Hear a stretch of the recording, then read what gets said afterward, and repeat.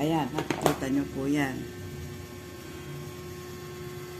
Ang lalaki ng bottle. Lahat po niya iniinom ko yan. Ganyan po ako. Kaya sabi nga nila, sa edad corona 70, alakas ko pa, nagagawa ko pa lahat ng trabaho. Hindi po sa gusto ko magbenta, hindi po. Talagang ginagamit ko po siya. Kaya ang dami ko pong stock, kaya sino unang iinom? Ako rin. Dahil para din naman po sa akin yan, kalusugan.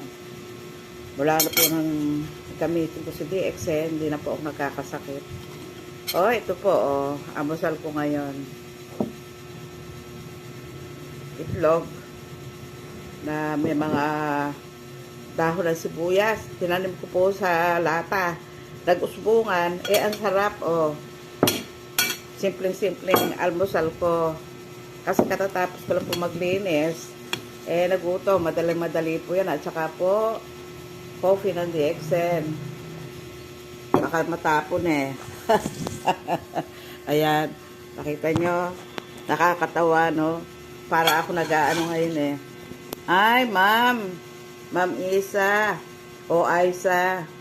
Hindi ko po alam ang ano. Thank you po. Lagi po kayo nagpapadala ng star. Thank you very much po.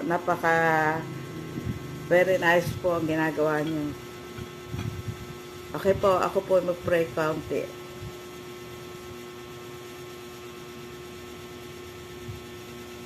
Amen.